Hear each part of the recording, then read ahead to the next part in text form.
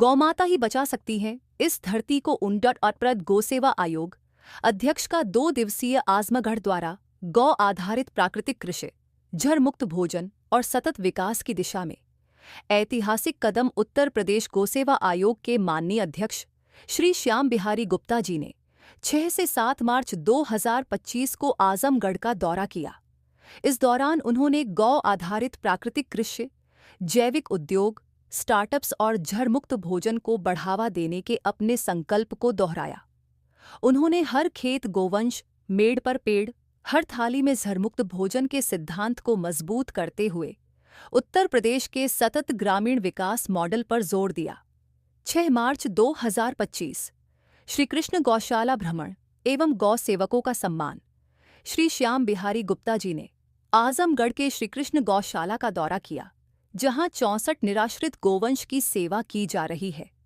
उन्होंने गौ सेवा के महत्व को रेखांकित करते हुए कहा, गौ माता की रक्षा से ही मानवता और इस पृथ्वी की रक्षा संभव है।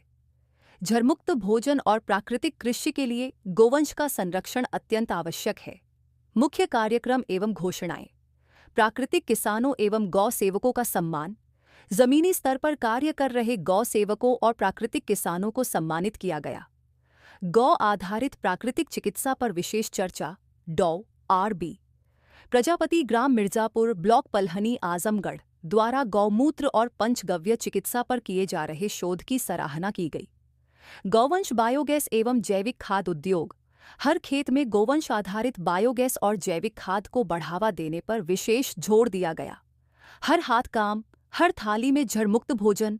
उत्तर प्रदेश सरकार के इस संकल्प को ग्रामीण अर्थव्यवस्था के केंद्र में लाने का संकल्प लिया गया। उपस्थित गणमान्य व्यक्ति श्री अनूप अग्रवाल, अध्यक्ष गौसेवा समिति श्री मनोज खेतान, महामंत्री गौशाला विकास समिति श्री अशोक अग्रवाल, श्री गौरव रघुवंशी सिंह, श्री चंदन सिंह, श्री आशुतोष रुंगटा, श्री ऋत्विक जायसवाल, श्री रतन गुप्ता, श्री अंकित अग्रवाल, श्री अतुल यादव, मनोवैज्ञानिक एवं इंजीनियर राकेश कुमार पांडे। 7 मार्च 2025 गौशालाओं के आदर्श मॉडल और सतत गौ आधारित अर्थव्यवस्था पर चर्चा। श्री श्याम बिहारी गुप्ता जी ने गौ संरक्षण एवं संवर्धन को उत्तर प्रदेश की $1 ट्रिलियन की अर्थव्यवस्था से जोड़ने के विषय पर चर्चा की। उन्होंने कहा कि गौशालाओं को आत्मनिर्भर बनाना और प्राकृतिक कृषि को मुख्य धारा में लाना हमारी प्राथमिकता होनी चाहिए। मुख्य बिंदु, हर खेत गोवंश, मेड़ पर पेड़ के संकल्प को पुनः दोहराया गया। गौ आधारित प्राकृतिक उत्पादों एवं पंचगव्य चिकित्सा को प्रोत्साहित करने की रणनीति तैयार की गई। गौशालाओं को सरकारी सहायता एवं निजी सहयोग से आत्मनिर्भर बनाने पर जोर दिया गया। हर गौशाला से गोवंश सहभागिता के माध्यम से किसानों एवं पशुपालकों को सहायता देने की पहल की गई। गौ सेवकों एवं समाज सेवियों का योगदान। गौ सेवा के प्रति समर्पित व्यक्तियों को विशेष रूप से सम्मानित किया गया। श्री शिवलाल प्रधान, प्रतिनिधि फुलवरिया बनकट, आजमगढ़। श्री आलोक पाठक, लीलापुर, आजमगढ़। भाजपा कार्यकारिणी के सदस्य श्री आलोक जायसवाल, विशाल जायसवाल और ऋत्विक जायसवाल को उनके गौ सेवा एवं सतत विकास में योगदान के लिए सम्मानित किया गया। गौ आकर्षण के मुख्य केंद्र पुंगनूर गाय बाला और तिरु, भारतीय गोवंश की दुर्लभ नस्लें जिन्होंने लोगों को आकर्षित किया। मिनिएचर गौरी और मंगला, अनूठे गौवंश जिन्हें विशेष देखभाल की आवश्यकता होती है।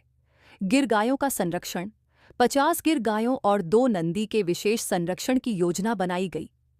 डॉ.आर.बी. प्रजापति के पंचगव्य मॉडल को मान्यता। श्री श्याम बिहारी गुप्ता जी ने डॉ.आर.बी.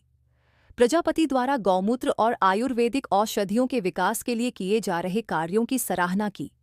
उन्होंने वेटरिनरी अधिकारियों को इस मॉडल को अनुसंधान एवं प्रचार प्रसार के लिए बढ़ावा देने के निर्देश दिए।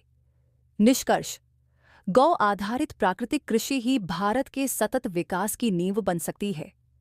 गौवंश की रक्षा करके ही स्वस्थ समाज और जड़मुक्त भोजन की ओर बढ़ा जा सकता है। गौशालाओं को आत्मनिर्भर बनाने हेतु सरकारी एवं निजी सहयोग आवश्यक है। हर खेत में गोवंश और मेड़ पर पेड़ का सिद्धांत ही प्राकृतिक कृषि एवं ग्रामीण अर्थव्यवस्था का भविष्य है। टैगलाइन, गौ माता ही बचा सकती है इस धरती को, मानवता की एकमात्र रक्षक।